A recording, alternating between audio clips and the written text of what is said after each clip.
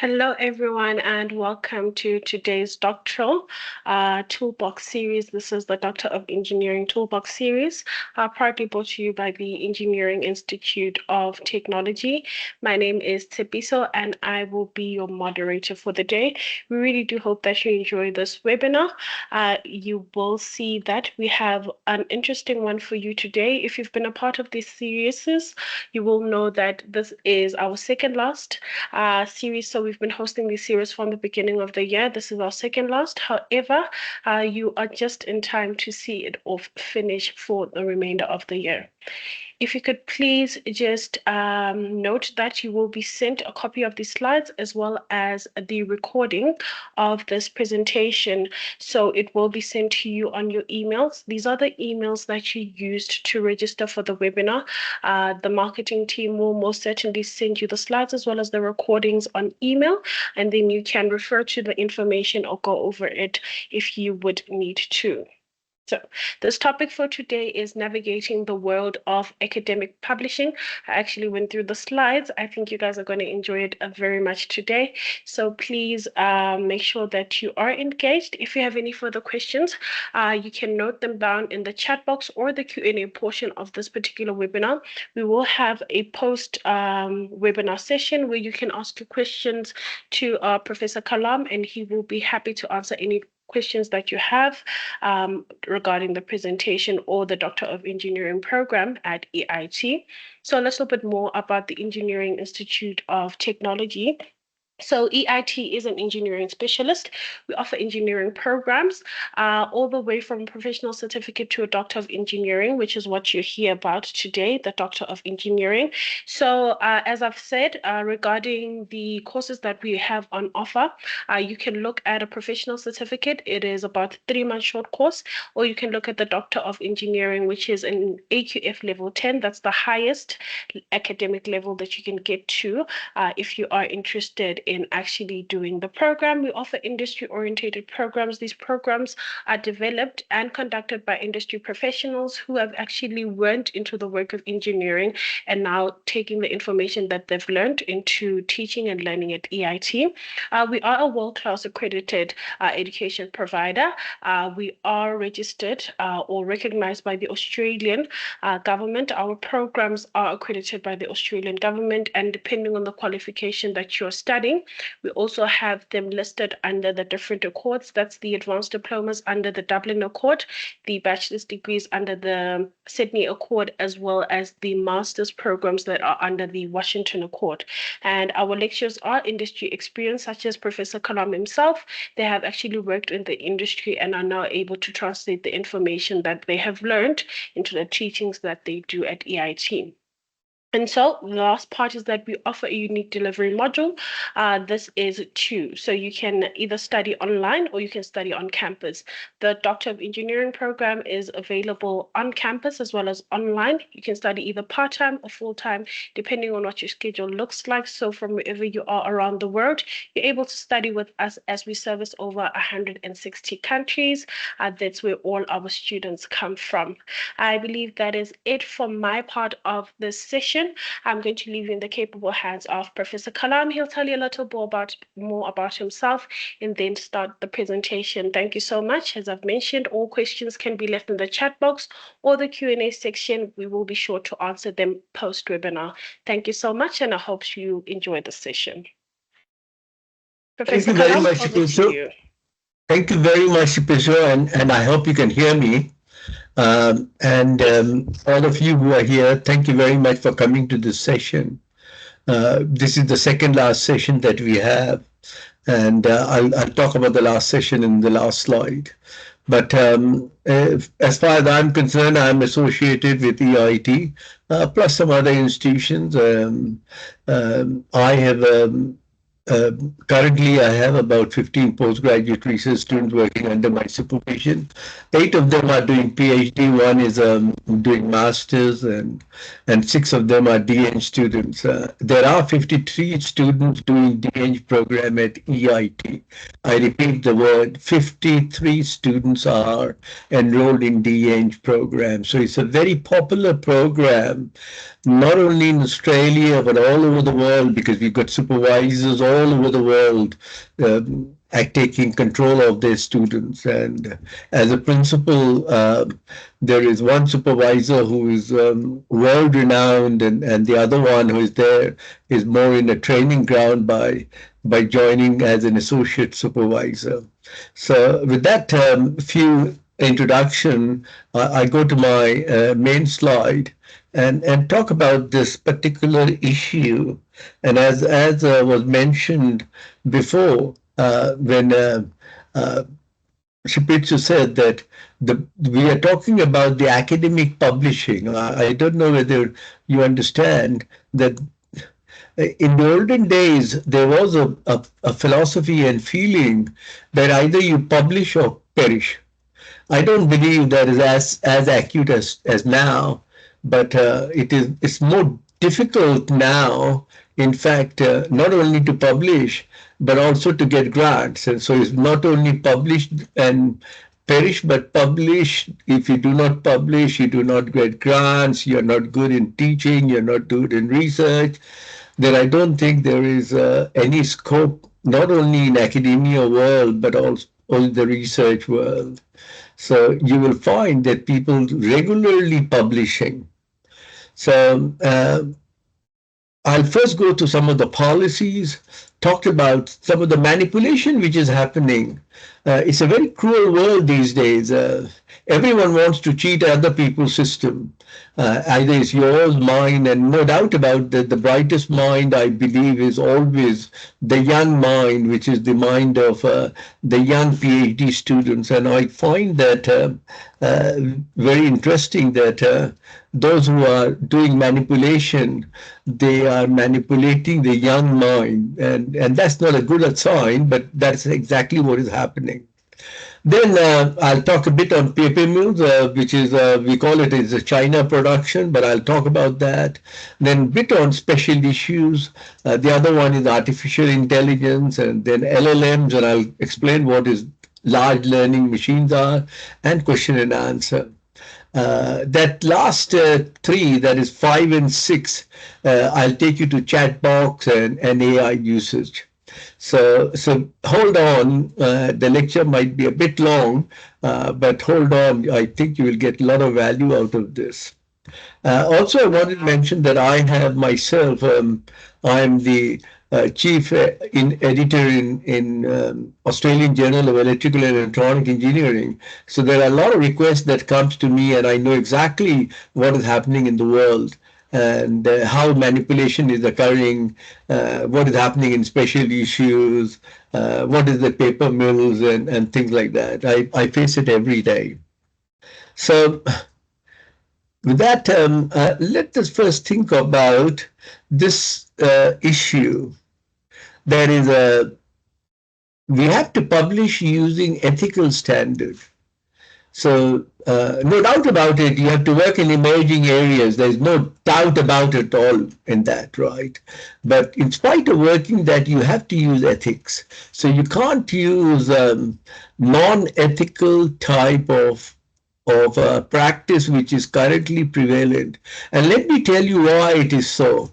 In many countries, especially the so-called developing countries, even if you have a PhD, you may not get a promotion if you do not have quality research. So, and you do not have quality research, you will not be able to publish. If you have got quality research, you will be able to publish. And people are looking at those quality research. We call it Q1, Q2, Q3, Q4 type. So you should have one or two quality research. As a matter of fact, to get a lecturer's job, you might need, nowadays become a very common thing to find a postdoctoral fellowship, and many people taking that, they get a bit of training before they can get the world of academia. Now, but then we are having a lot of issues today. And one of them is called helicopter research. I don't know whether you've heard this word, helicopter research. But what is happening is that this is a practice where researchers from wealthier countries conduct studies in lower income countries with little involvement of local researchers or community members. So say for argument's sake, I'm in Australia, I'm using someone in Timbuktu or something like that in a far off place, which is not a very wealthy country, but they have some good quality students, but using them as my slave to do my work. So this type of arrangement is really taboo and it should not be encouraged at all. Being rich does not mean that you've got control over everyone's uh, mind and soul. Uh, if you are going to publish, it has to be your work rather than someone else's work. Then you're finding that a lot of AI tools have come up, it's particular ChatGPT. Remember, my friend, especially I look at it and I've got software which is called iThematic, and I check it with that, which we look at how much is the plagiarism level, and we know exactly how much it is. And then nowadays we also know how much is the AI generated level. You'll find that you may be able to cheat into the Turnitin plagiarism level or similarity level, as they call it, but very hard to understand how this AI generated one is. You'll find that your similarity level is something like 14-15%, but you'll find AI generated is about 95%. Once you see that, I, as an editor in chief, I smell a rat. So AI tools should help you. I have no problems. I'm one of the few academics who actually encourage people to understand, and but then use it ethically. Use it ethically means use it to improvise or improve the work that you are doing, not because you're copying it. And then authorship, especially contribution and changes. There are a lot of vulnerable groups as research participants, and I'll talk about some of these things. Then there is social media output as research content. There are disputed territories and geopolitical issues. There are new research technologies and inconsistent research ethics standards. There are dual use of research of concern, and then data sharing requirements and practices, and post-publication changes and notice. And the last one is the researcher evaluation practices. So we've got a lot of things happening in the world today, and some of these are big issues. And let me tell you what's the issue. And you look at it, I've got it in three blocks. One is the blue block, the other is yellow block, and the third is the orange block. And the more it's going from blue to orange, the more the misconduct has occurred. The blue one is all right, the middle one is yellow, is something all right, but the orange one is very, very difficult. Like say, I always get a dispute about authors. It starts ringing a bell that this paper is going to produce problem because they don't know who the authors are. Then there is a misrepresentation of affiliation. Then there is, things like text recycling and redundant publication. Then there is duplicate submission and publication. This is a very grave sin, I think, because students are sending to the same paper to 10 different journals. And on the anticipation that one of them will accept it. If it doesn't work with one, it'll never work with the others. And remember, once it's published, in one of the journals, all the 9 journals will get the information and it'll be rejected. Then the use of Gen AI, as I mentioned to you. Then there is inappropriate citations or poor attribution. Then lastly, there is a consent to publish and acknowledgements is not there. Nowadays, we've become very clear. The journal will send you information, say signing a document saying that it's your work. So this is the blue box. The yellow box is where you do data sharing, and there are issues in that. Then you are manipulating citation, you are missing or incomplete competing interest, you've got manipulation in peer review, you've got gift or ghost authorship, then you've got biased decision making, and then there's inadequate bias reporting of research or mis or disinformation of the scholarly content. Then there's plagiarism, especially that which has text and you can easily find out because the phrases are all tortured over there. Then there's breach of copyright or lack of reuse permission. I mean, that these two boxes can be rectified, but the one which is on the orange one, that is not tolerable. That is fake data. That is absolutely it could be disastrous if you're working in a biological area and you've got fake data and you've produced some vaccine. That could be detrimental. You could be up for a murder charge. That's how bad it is. Paper mills, I'll talk about paper mills. Image manipulation, you've manipulated the image. This is very interesting. Many people use some sort of crawls and devices where you actually can download those printouts. It is better to make sure that the printout that you've done a proper job, or else it'll appear as blurry image in your paper or in your thesis, and people can find out that this is something which is sourced from the internet. Then there is things like you massage the data, then you theft of identity, then there is unethical research, then you picked up some fictitious names, then there is nonsensical content and compromised stakeholders. So these are the ones, those 8 on the orange one is really not really tolerable. See how difficult it has become, my friends, in today's world. Look at that. How difficult the ethical cases have become. At one stage, they were here, and they're not far away. About 7 years back, we were here. Now we are here. Can you see how the ethical cases have increased dramatically? This is from one of the publishers, that is the TNF, this is Taylor and Francis. And look at how big it is. It is all that thing that I mentioned in that 3 boxes, how widely it is going up in exponential level. Look at that, how wide it is going. Look at that, it's going very, very high. So you never know, it'll come to somewhere over there as the year keeps on coming. And this is creating quite a bit of issue.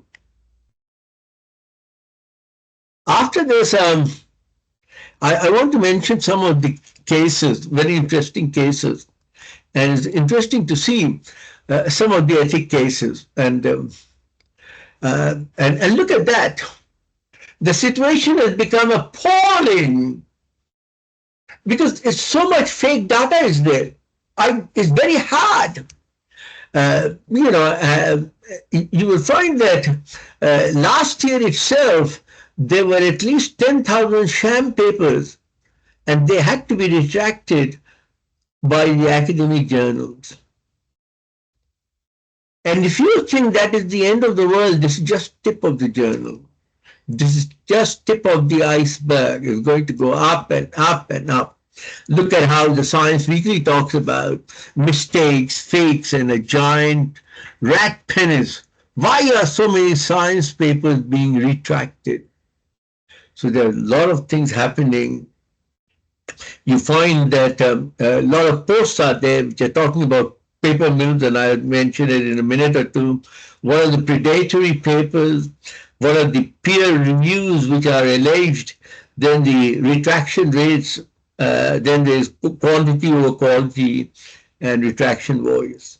So you find that there are radio programs also there, and I've given the web. If you click on that, you will be able to see what people are talking about.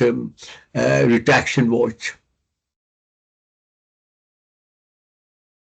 Then I'll give another example of ethical case, and that is taking that which is very, very difficult, is talking about uh, that now funds are available in legal aid, especially for those who are in whistleblower. And this is an example of something which happened in Silicon Valley, where $1 million was pledged so the scientists could fight the legal costs, because people were sued for flagging fraudulent research. I mean, someone did fraudulent research, someone reported it, they were whistleblower, and then the guy who was the fraudulent one put a case against the whistleblower, and the poor whistleblower was in big trouble. So Silicon Valley came up with $1 million to help such type of victim. Now my next thing, and I've talked about many times, paper mills, paper mills, paper mills. I call this a China problem. This basically is an issue which I call research integrity. And this normally happens in open access journal. I don't know whether you understand this or not, but nowadays majority of the journals have become open access. It's given a lot of avenues for us to be reading a lot of journals without paying any subscriptions and all. And there's some advantages, but those who are authors have to pay substantial amount of money. And when I talk about substantial amount of money, it's that depending on the quality of the paper, it can go up to 5,000 Australian dollars, about 3,000 euros. You know, it's a lot of money which is required to publish in this paper. So there are options. Universities can join a consortium, and they can get a reduced fees. They get about 20-30% discount depending on the type of membership they have. But the beauty is that the target is basically the science, technical, and medical journals. The STM journal is science, technical, and medical journals. And normally these type of journals come out of sorry, I shouldn't say subcontinent. They come out of developing countries, those countries which are developing. And but then those are the people over there, those researchers who want quick promotion, quick publication, so that they can get their promotion in their jobs or something like that. So this is definitely affecting the research articles. I think those who have got a strong publication record or profile, I think you can trust them. But in general, if you do not have that, you always take with a grain of salt. Now, there is a thing which is called COPE, and this explains very nicely what's the paper mill, where you actually manufacture a manuscript. And you manufacture a manuscript and you pay a fees for on behalf of researchers. And what you do that because then the publication can be easy. So there is somehow or the other, the in-between party has actually made an agreement with that journal that we'll be sending you paper, can you accept them, with blind type of just being blind to what the publications are, so no review, etc., has taken place. So this type of thing is basically authorship for sale. Now, after that, the regulatories in authorship that I see nowadays is sometimes, the collaboration I see is a problem. Then identities I've seen has been hijacked. There's mimicry on the email address. Sometimes, I mean, it becomes a bit of a problem, especially those who are new doctoral students who want to publish and they finish their studies. They cannot use their university identity or their college identity. So they're using their own personal Gmail address. Once they use Gmail address, it becomes a bit of sus. And then there is the pattern. You can find out the pattern, especially those authors which are unrelated. Then there is, you can find out that there are some fictitious institutions that people are using, which does not exist, and you can easily see that. And signatures, you can see some of them are stock signatures and responsive. This is the irregularity that I'm seeing. And I've got concern with content, and that makes my job very, very difficult because it's very difficult. It takes a lot of experience, a lot of time, a lot of effort to find what is vague and erroneous. What are the inconsistency in the reporting? Is there an My inconsistency? apologies for Yes. interrupting. Could you please tell me which slide are you on? Sorry, you can't hear me. No, Suppose. I'm asking which slide are you on, please. I just had a comment, someone saying they could not see, the slides are not syncing. So I'd like to know which slide are you on, please? I'm on slide number 14. Slide number 14. Ladies and gentlemen, if you could please tell me if you are on slide number 14 as well.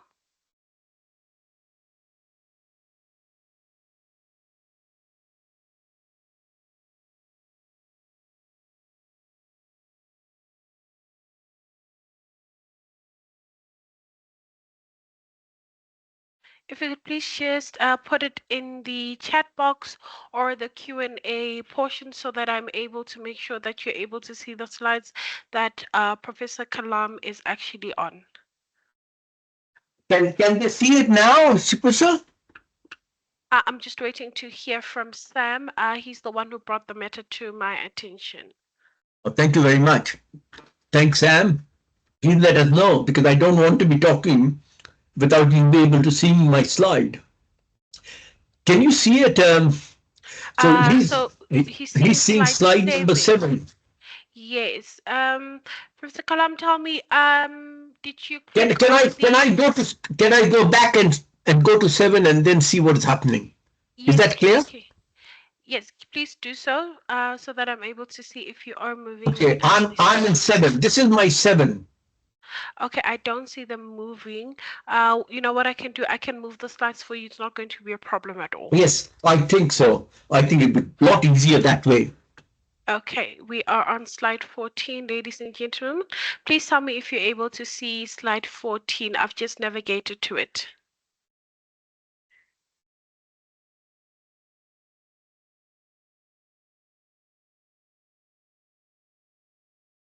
Okay, they are able to see. Thank you so much, guys. We will continue I'm with the very sorry about presentation. this. No I don't know problem. why, but anyway, we'll work this out later on.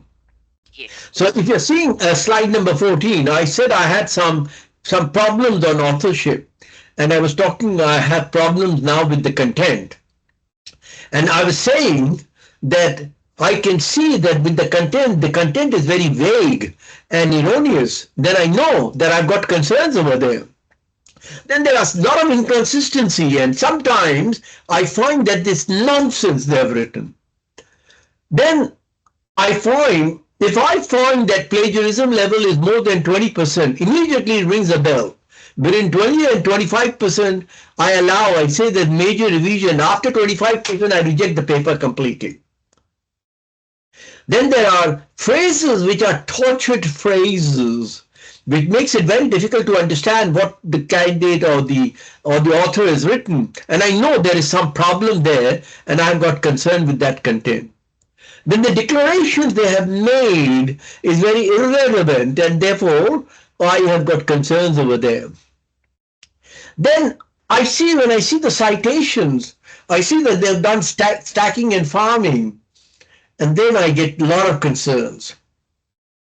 Then the references is irrelevant, or they've just given some reference, they've just given a stack of 35 references, and some of them have got no relevance to the topic. Then Some people are using machine gun approach, you want everything. You want, and they keep on bothering me all the time saying that the following review has not been done is with your table on for the last 4 months. Look, man, I've got a job to do. I've got my own job. And on that, this is a voluntary job that I do for the thing. And I've got a stack of people who are my associate editor, about 20 of them who are working with me. We can only do certain limit. You have to wait. I mean, my journal, we do not charge anything. Therefore, there's a huge line because other people are charging $5,000.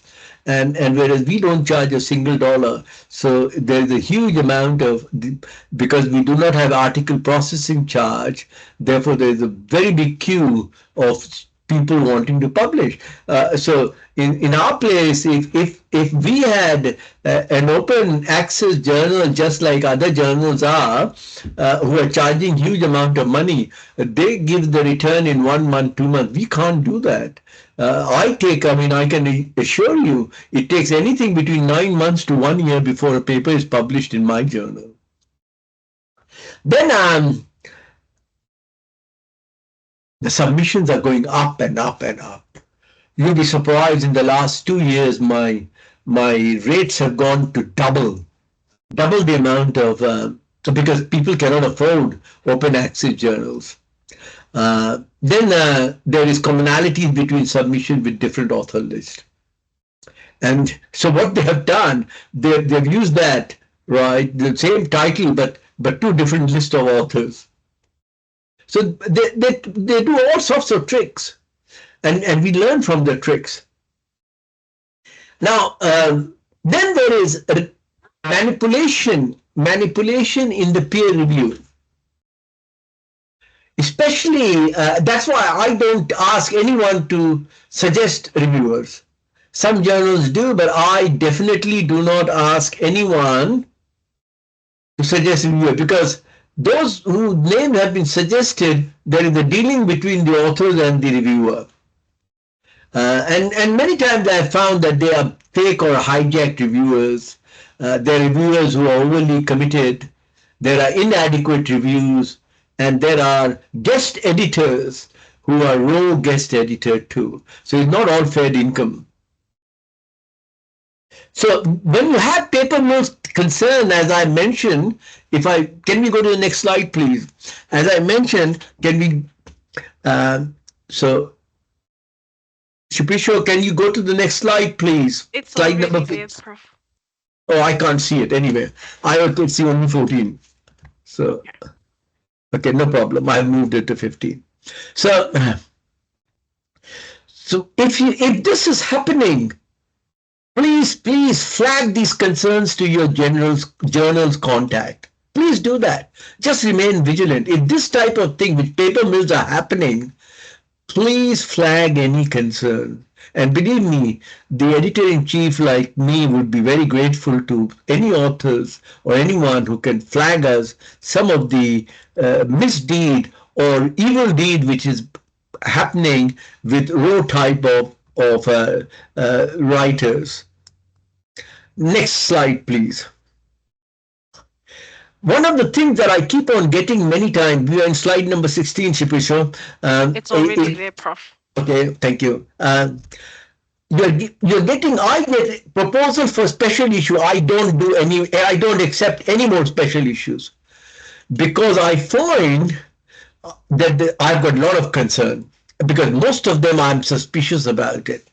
And let me flag some of the suspicions that I have. Okay, one is that they talk that the following paper has been published in a conference, and those type of conferences are predatory conference.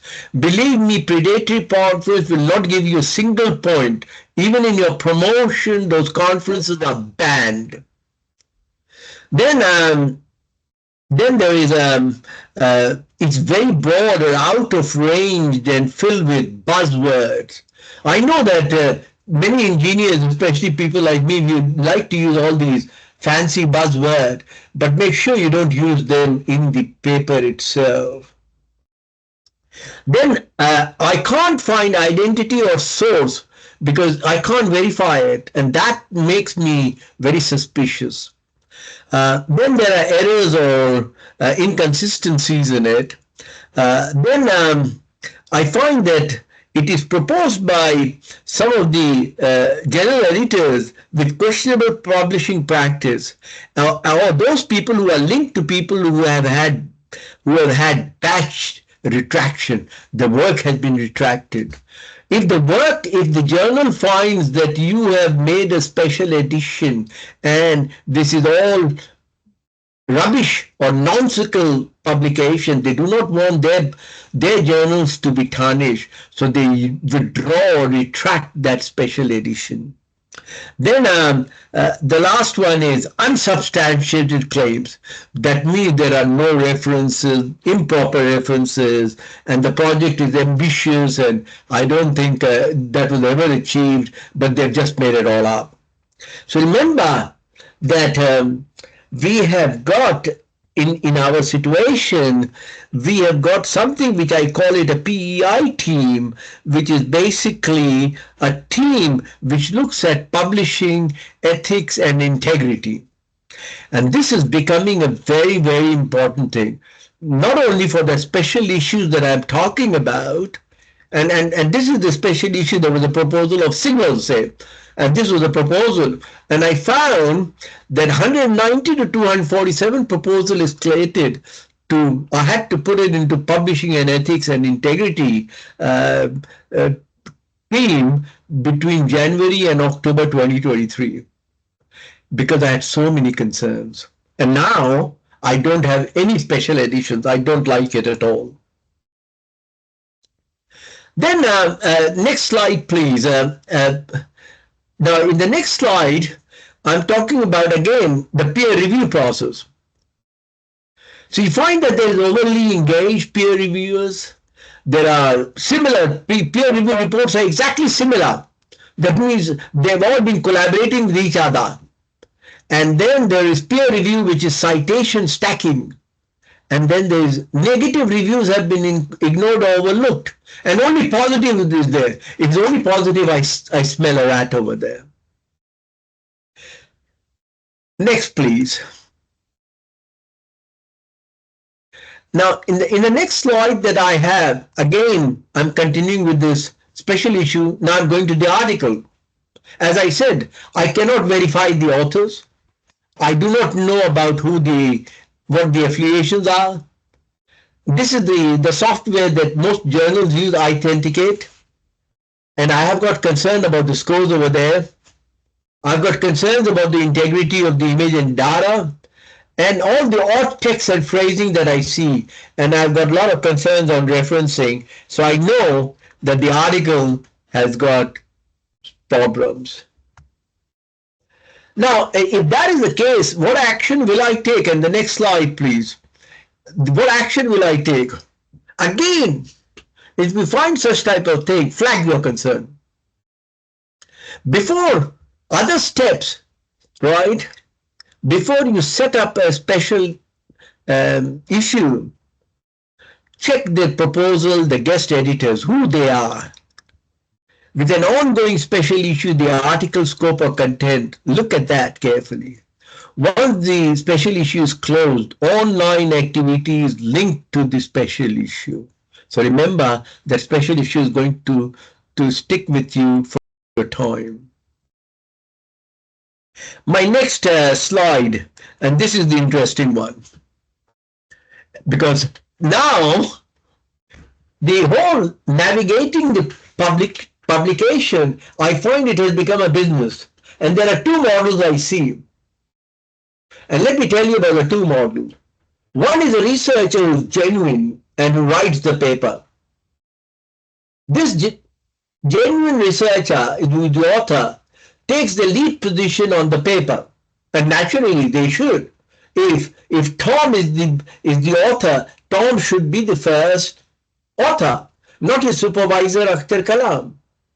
You understand? It doesn't make sense that I being the supervisor. All the work has been done by Tom.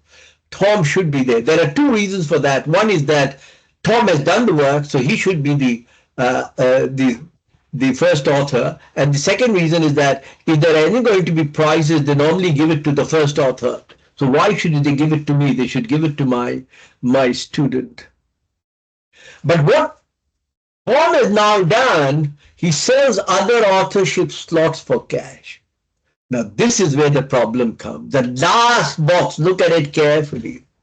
What Tom is doing, he's selling authorship. He says, okay, at the moment the paper has got Tom and Akhtar, right? Then Sam comes in, Jill's come in, Jenny comes in, and Sam, Jenny, and Jill, they are all paid money to Tom so that their name can be incorporated in the authorship. And that is where the criminal activities are. This is one model. The second model is the paper mill. The paper mill is generating fake or nonsense article. Now, it advertises authorship slots for sale, and they do that in social media. And you find the advertisement with subject area, impact factor, quartile, Q1, Q2, everything written. It looks so genuine. And you'll be surprised, people are so gullible that they will buy that slot. They buy that slot. This is the second model. And both these models are absolutely dangerous. Now I go to my next slide. I keep on continuing with that authorship. So I know that there are two models, right? One is the genuine author, the other is the paper mill. Okay, all of them are doing, at the end result is for the cash. So the question is that what's the issue? What's the problem? The first problem is there is a criteria for authorship. You should not become an author of a paper if you have done nothing in it. At least do something in it. You participated, you supervised the student, you wrote part of the paper, you did part of the experiment. I understand all that. So you were part and you should be an author. But you didn't do anything. Why should I be an author of a paper? And I get a lot of requests like that. Because they want to use my name so that their publication could be easy. That's all they're trying to. I know that. I understand. I reject it completely. And the paper can be of very low quality. The paper could be a duplicate. Where I've got paper mill which is selling the same article to multiple author groups. So I've got this issue. And how can I see the signs? You will see a diverse authorship. They have no correlationship to one another. If there is a student from EIT and he is working with someone in Canada, I can understand. But if that student in EIT and someone working in Timbuktu and has got no relationship at all, I understand that there is some issue. That's my sign. I'm not sure what is the contribution of one or two authors. And then I'm not sure that why do they make changes? And I'm not sure why I keep on getting all these emails saying that we want to change the authorship. Although I don't see social media, I don't get time to see social media. If I was young and I had more time, I would look at the ads in the social media and find out where are these plague or row type of authors. So let me show you how the authorship is for sale. Look at that. This is a journal and this is a revised paper. This R1 means it's a revised paper, right? And it's talking about a study of rabbits' reaction to parachuting. Now look at that carefully. There are three authors. One is a Chinese, the other is an Italian, and the third is an Arab. I immediately find that these authors, either one of the three of them or all three of them have just bought this paper. and they have bought the paper, or one of them has sold to the other two. So my next slide, I'm seeing the citation manipulation. And this is happening a lot. Authors submit an article, they send it out for review. I as the chief editor, give it to my handling editor because I get hundreds of papers. I've got 20 handling associate editors or co-editors. I send it to them and it goes out for review. We must have 2 external reviews before the paper is accepted. And if those 2 external reviews have got a complete acceptance, then only then we accept those papers, or else it goes for another major review or rejected.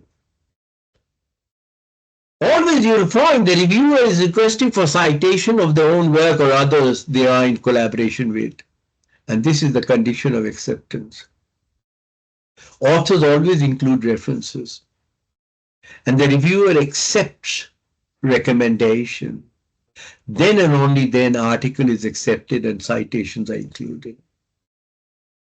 So in the review report, the whole system is there.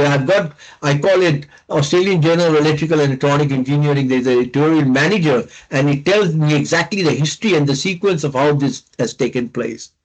The indicators are that if there is an off-system communication between authors and reviewers, authors are always complaining, irrelevant references are there, reports that has come from the reviewer with long list of suggested references, especially when they include short URLs to disguise the actual citation. So it's a huge issue which is coming forward. Okay, now we go to the next slide and talk about the paper mill again, the citation farming or pushing. So what is that? There are commercial organizations, they pay researchers to include their customers' references. Because the more references I have, my H index goes up. I've already shown in my previous presentation what my H index is. And it depends, the more citations I get, so what they do is that they're paying researchers to include my work in there so that my citation increase, my H index increase, and I'm better recognized in my society. Part of the paper mill commercial offering, which provides an article for publication, and it boosts the citations of the article. So the issue is that the citation is unnecessarily, artificially inflated. And many references which are there irrelevant. So the signs are very simple. References are irrelevant. References are not used in the text because I make sure that I tell them all references has to be in the main text. And inclusion of references published after the article was submitted. So references was after the article. How can that be? That means there's something fishy going on. Now, next slide, please. The next slide is basically the compromised stakeholders. So who are the stakeholders? I'm the stakeholder. I and my team. That means the editor-in-chief and all my associate editors and co-editors. The guest editors, if I've got any. The peer reviewers, I use so many of them, and the vendors itself. So if you see anything irregular, okay, if you find someone is behaving not in the manner you expect, it's your job to report this. You become a whistleblower. Now, if you look at the paper trail, and it's very interesting, a lot of bribes are going on, and I receive constant requests saying that let's have this, and I don't want to name the countries, but they're mainly from Asian countries. You find that they send me letters saying that we will do all the reviewing and all for you, it will make life a lot easier for you, and we'll pay you money for every paper that is accepted. Believe me, I can become very rich. Okay, but my whole image will be tarnished. And you'll find people like me are targeted every time for paper mill. Bribery is a very, very interesting example. And I, even being in many reputable journals, being associate editors and editor, I get a lot of requests. Very tempting. But I try to stay out of that as much as possible. So this is the type of letter, and I don't want to go through it because of time. Okay, when they're actually telling me that I discovered your esteemed position. Someone who's telling me all these crap, who's buttering me up. I immediately smell a rat, and then they tell me that I've got a proposal for you. Then there is another example. This is an email which has come saying that they are a publication chair of some institution, right? And they're very impressed with my journal, okay? And they want to submit selected papers. Okay, and the last thing is that they bribe me in the sense that they say that you are having a lot of responsibility with Scopus, with IET, MTPs, Sage, Wiley, and Elsevier. Okay, and we want to have a long-term relationship with you. Please help our article to be accepted. And remember, it's not free, my friend. That's what they are saying. It's not free. It's not free. Look at it. They're saying it's not free. Okay, we will pay you a fee. I'm in slide number 29, Shubhisha. Yes, we are on slide 29, Prof. Okay. Now we come to the next slide, which is the phishing attempts. This is how they are trying to gain access to the peer review system, because I have to send it to 2 external reviewers. And they demand this for money from editor. There could be an odd mail notifying your portfolio manager or contact the journal's ethics committee. Please, if this is happening, please make sure that you notify your journal contact. Next is other type of ethical cases. Look at that, how the ethical cases from 2017 was 64, in 2023 is 3,783. Between that 6 years, average is about 110% increase in ethical case. It's very hard. It's becoming so difficult. Then my next one is again ethical cases that I'm showing you.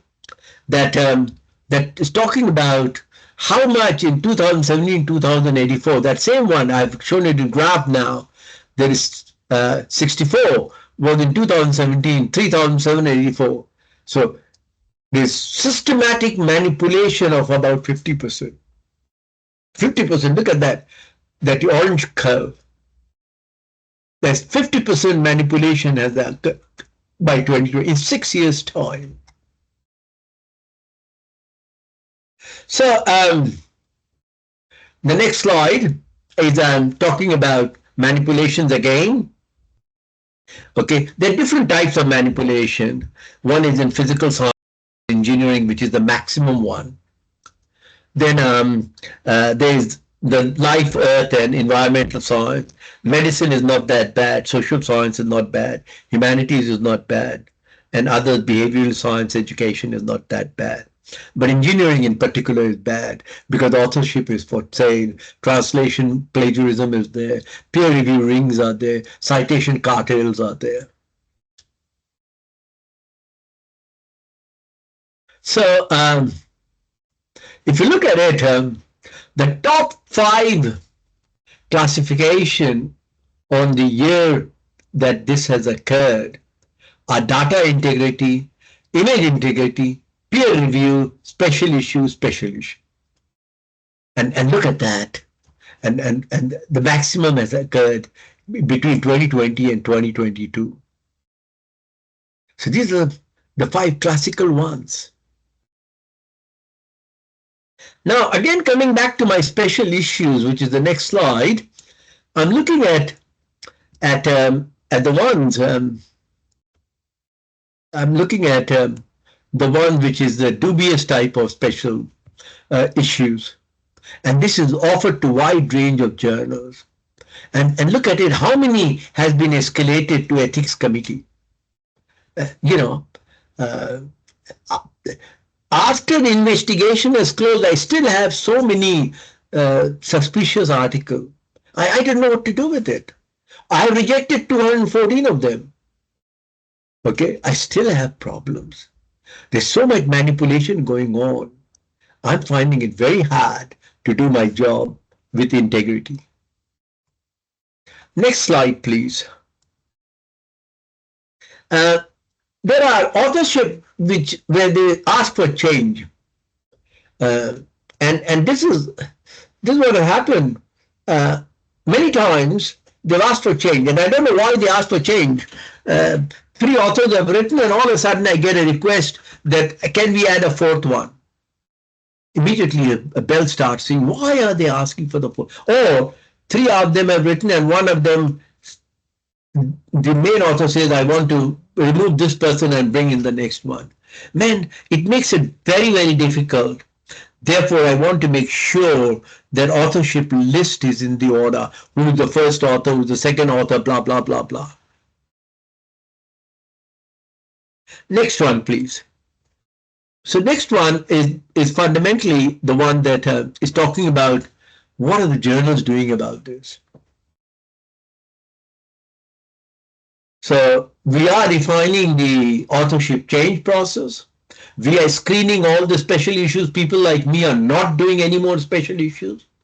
We are monitoring the trends. We are looking at duplicate submission. We're looking at detection and piloting.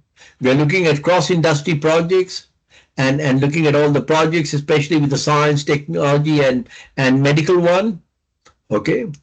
There are companies who have targeted in the past. PMCT is one of them. Then the dedicated ethics and, as I told you, P&I ethics committee are there. We're very happy to look at these concerns. So there is a policy in my journal to have manipulation policy, and this policy helped me to act quickly. So just to give a brief indication, I don't want to go too much into it, what the policy, okay, it looks at all the special issues. It looks at the activity of paper mill, then looks at the ethics, whether it's unethical, and whether there is a sale of authorship. It looks at the citation manipulation. And this type of thing is called COPE,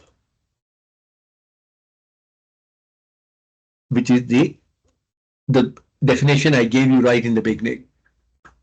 We go to the next one, next slide, is the resources. Okay, the best resource is the portfolio manager. There are code of conducts of many of the journals. There are policies of the editorial. There are resources for the editor. That COPE is there, which is the policy. Ethics committee, there are new committees which has been formed. Okay. And new is what to expect when raising concern about the published or submitted articles. Now I know I'm going over time. Now I'm in slide number 40. Have we got time, Sipisha, to continue with this? I need another 20 minutes, 15 to 20 minutes. This is about artificial intelligence. Yes, you may continue, Prof. Thank you very much. Thank you, sir. This is the best part, because many of us do not know what the hell is artificial intelligence. We keep on hearing about AI. First of all, the definition of AI is basically the field of computer science that aims to make computers. So it makes you understand images or video, which is the computer vision.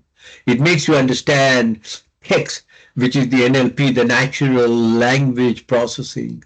And it makes you understand the audio, which is speech processing. So it's the computer vision, the language part, and the speech processing. And this is done without using any predetermined rules. That's the fundamental definition. And what is a weak AI versus strong AI. If you look at the weak AI, it can solve a particular problem, but it cannot generalize different problems. A weak AI will have system which acts like it thinks. No genuine intelligence is there. It's limited to a specific range of answers. Whereas strong AI has become multi-purpose AI. This generalizes to different types of problem. Here the computer can understand, perceive, have belief, judgment, reasoning, etc. So they become very, very strong. They can think. Next slide. The Chinese room that I call a Searle Chinese room. English-speaking person who knows no Chinese receives sentences in English and needs to translate to Chinese. Person has access to a translation book that translates every possible English sentence to Chinese. Is the Chinese room weak or strong AI? I would have asked you that question, but I will tell you that's a weak AI. Because person can't really understand Chinese. So it's a weak AI. Now, the next slide. This is the one which is becoming, has taken everyone with storm. Gen AI, as we call it. Generated AI. That means the AI is capable of generating text, images, or other media using generative models. This Gen AI learns the patterns and structure of the input training data and then generates new data and has similar characteristics. Let's see the Gen AI for images. Look at this. This is trained on large sets of images, usually with text. The captions are there, commonly used for text to image generation. Now, let us see the Gen AI for text. That was for image.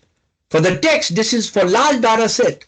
Look at it. We've got this computer science with the natural language. Then there is linguistics. So they're capable of information extraction, machine translation, and natural language generation. So the whole thing is the Gen AI for the text. So, and now the most important thing, we are hearing about ChatGPT 4. The 4 is just a number that is generated. So every time, next time we chat GPT 5, 6, 7, whatever it is. But ChatGPT is basically chat generative pre-trained transformer. That's what ChatGPT stands for. This is a large language model which is based on chatbot developed by OpenAI. This allows a conversation with a specific format, style, level of detail, and language used. Successive prompts and replies are considered at each conversation stage as the context. I can say, for argument's sake, that I want to start a pathway program in engineering between Australia and England. And it will tell me how a 2 + 2 years program can be generated where the degree will be given in Australia. They will do the first 2 years in England, and the next 2 years they will do in Australia. And it tells you where the market is, who are the clients, very nicely. Then comes LLMs. I told you about that LLM, the next slide. LLMs. These are the very, very recent advances, and they are in the deep learning models, and they are working on human languages. So a large language model is a trained deep learning model that understands and generates text in a human-like fashion. So, in fact, what you need to do, once you have got this large language models, then what you need to do, all you need is attention. And LLMs are based on an attention mechanism, and it only focuses on important parts. It requires less training time. Text is converted to numbers and it can efficiently predict the next word. So, How do I use this in a publishing industry? And that is where my CRM content tagging, CRM is customer resource management, is done. 42% is done there. Article generation 53%. Email and newsletter is 37%. Audio and visual management is 31%. So my maximum one is customer resource management and article generation. Where do I use LLMs? The general uses of LLMs are, is that legitimate? That's a very big question. Is that legitimate? My first thing is that goes is, if I'm using for language and grammatical checks, and you can get some software like Grammarly and all which does that, and you have been using Google for a long time, you've been checking your spelling, you've got spell checkers and everything. So I don't think it's a very big problem. It's a question mark, but you can check for grammatical errors and ensure all language is clear and concise. You can reword your paragraph, you can redraft it, because it will save you a significant amount of time and effort, because then it can concentrate on the research itself. Controversial, where will the controversial be? If someone else has done the literature review for you, literature review is part of your doctoral work. Someone has done the summary for your research article. Someone has analyzed the data. That, I believe, is controversial. Now, the question is that if that is so, I know so much about it, why are they being used? Next slide. Because it transforms, it enhances the style and tone of articles. So it makes it more accessible and engaging. So if I can show an LLM some previous content that you've written, you'll be able to mirror your syntax and style. Nowadays, industry is asking people to be using artificial intelligence, Gen AI. And that is providing a function to the industry expert, because it's giving them insight and answering questions conversationally. They have equipped with code plugins. LLMs can generate graphs, chart, and other statistical analysis tools like Excel sheets. It can detect trends, spot anomalies, and present data in visually appealing and understandable format. But then my question is, should I be using LLM? Should I be using LLM? Because I believe that there is legal issues and regulatory issues. That's where the copyright comes from. Remember, LLM depends on training data. That means it has looked at those items which is copyright works. Potentially, it's data privacy, because you are breaching the hosting sensitivity and the personal identifiable information. And there is limitations in LLMs, because the context size can only be used for generating text. Now, we are all interested in science research. Okay, so let's see what is happening in science research. The next slide. LLM is generating prediction of statistically likely continuation of word sequences. And this is based on massive cooperation of digital text data. As a sequence predators, these models draw on the underlying statistical distribution of previously generated text. And there is lack of communication embodied and relational functioning, which is a prerequisite of scientific meaning. And the other thing is that it may not capture the value judgment which is implicit in any scientific research.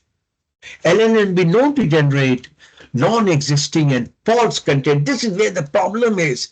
It's known to generate non-existent. This is hallucination. They may exhibit significant flaws. That is, they are reproducing biases and presenting falsehood. So the use of LLM in the peer review process can endanger trust in it. LLMs used for writing peer review reports run the risk of misrepresenting the submitted article, scientific article. Now, with the publishing industry, this is evolving and it's limited to formal documentation, guidelines, and processes. I really don't know what's the right way to use the LLM. Can we take full advantage of technology? I'm still waiting for information. I'm still waiting. I'm still waiting. I'm still waiting. And that's why, that is where I end my formal part of presentation. Can I just continue to pursue and talk about why our people should be talking about EIT to do DEng work? This is another 2 or 3 slides I have. Yes, you may Can I go ahead, continue, Prof. please? Yes, please. Now, the question is that why you want to come to EIT. I always say that, and I'm not a marketing person, so don't get me wrong, please. I am not a marketing person. I'm not a PR for EIT. But I want to tell you that I want to promote this program because I have written the program and I think this will give you best value for money. So if you wish to boost your career and position yourself to make more meaningful contribution to your field, I suggest you do DEng. Many people will ask you to do PhD. Whatever you do, the highest level of qualification that you can get is a doctorate qualification.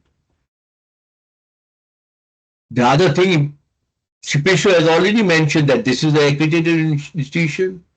The beauty is that it has both the online and on-campus program. The problem you may have is that we are restricted to 4 areas only: electrical, mechanical, civil, and industrial. The reason is that we've got global staff members, and to make it very large, it'll be very difficult to manage. But with time, we are increasing depending on the type of demand of students we have. And EIT is very focused in engineering and nothing else.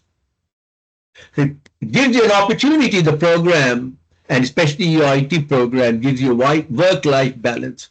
We want you to, because we want you to come, you who are working in the industry, we want you to get the highest qualification, but also do not sacrifice your work to life. Your life is also required. You have to have a healthy life, your home life. With online learning, you can take classes at whatever time of day. You don't have to be restricted, isn't it? So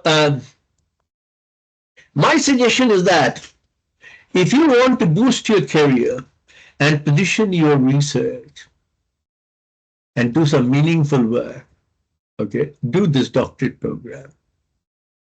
Accreditation is there, so don't be worried about it. It has the highest accreditation. It has the government approvals. You can maintain your life work balances. And for those who want to, they can do online modeling, online study too. This already Shipeshu has talked about. I'll skip that. I'll skip this slide because she already mentioned it. I heard her say that. But EIT DEng is flexible, okay, and it's meant for people like you who are the working professionals. The delivery model is unique because that online facility is there. It is for the industry, by the industry, to the industry. Work integrated, so it's WIL, work integrated learning. And you want to work, you know that project and passionate about it, you don't have an avenue, EIT provides you that avenue. Don't you worry, you will be doing independent research, right? You just have a supervisor who would be a guide. Contribution, you get the highest level of professional practice and you can contribute. And you can contribute not only in your discipline, but also in your own development. So with that, I can only say, good luck to you, my friends. DEng at EIT is a challenging expedition, and it challenges you to the frontier of human knowledge. Whatever the outcome, I can assure you, you will gain so much knowledge. You will learn so much about your field. And in that process, you'll also know where is your strength and weaknesses. thank you very much for the opportunity to talk to me. And I hope you have enjoyed this presentation. I hope this has been meaningful to you. And I welcome all of you to at least try to do some part of your work at UIT. Thank you very much, Episode. Thank you so much, Prof, for that session. We really do appreciate your presentation today. Ladies and gentlemen, as I've mentioned during the beginning of the session, if you could please note any questions you might have in either the chat or the Q&A portion that is available on the Microsoft Teams platform. You can note down any questions you have regarding the program or the presentation itself. Professor Kalam will be able to answer those questions that you might have regarding the institution. I would also like to mention that you will indeed receive the video recording as well as the slides to the presentation. They will be sent to you via email. If you are interested in enrolling for our Doctor of Engineering program, the program is offered both online and on campus, and the start dates are going to be the 3rd of March for both online and on campus. You are more than welcome to apply for the program. There are entry requirements, however, that you will need to meet. You will also have to write a presentation, not a presentation per se, but an essay. However, the entry requirements will explain all of that, and you will need to make sure that you submit in time so that your application is thoroughly reviewed. This is a doctoral application, so it is a lengthy process in terms of getting your application approved. The academic committee will need to have an extensive discussion as to whether you are the correct candidate for this particular program. So as I've mentioned, you can either study online or on campus. The applications for online are completely free. If you want to study on campus, you will need to use a registered agent that is associated with the Engineering Institute of Technology. I will leave the details to our course advisors. You can ask them the questions you might have regarding the program, as well as how to get your application for either online or on campus. They will be happy to provide you with that information. And then, as I've mentioned, this is actually our second last webinar. Next month will be our last one for the year. However, do not fret, we will be back next year. We will have a continuation of the series that will start earlier on. However, we do have remaining webinars that will run next week. I am to know that we have one starting on the 13th. You can click on the link to register for all our upcoming webinars, as well as the doctoral one that will be set to start in December. That's the last one for the year. And then I do think we have a couple of questions, Prof. I'm not sure. I'm just going to see, and then I'll be able to tell you. There's one comment. It was a very interesting presentation. Love every bit of it. It's from an attendee, anonymous. I think I enjoyed your company more than you enjoyed my company, whoever the attendee is. We really are thankful for our attendees and the comments that they provide. There is also a survey, ladies and gentlemen. If you could please either click on the QR code or scan the QR code rather, or click on the link provided. This is a survey. Please leave any suggestions or comments regarding what topics you'd like to hear, what you'd love the professor to speak about, perhaps in a future session. We really do take your comments as well as your advice so that we are able to improve the webinars and also provide you with information that you might need regarding the doctoral program. I'm just going to open for about 5 minutes. If there aren't any questions, we will close the presentation. Again, you will be sent the recording as well as the PDF slides to your respective emails. Please click on the link or scan the QR code in order to actually complete that survey. We would appreciate your feedback for this particular session.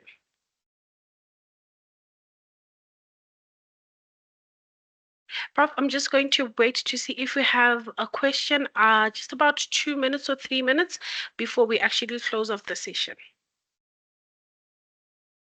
In the meantime, can I just mention, Shipisho, that the next doctoral workshop, which is on the first week or first Thursday of December, is on human ethics and research integrity, which is on 5th December.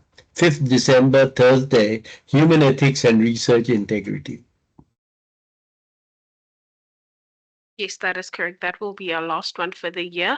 I would also like to mention that there are recordings of the series that we have run from the beginning of the year available on EIT's YouTube channel, as well as our website. I will be sure to leave all the links so that you guys are able to refer to all our previous recordings, as well as other topics that you might have missed.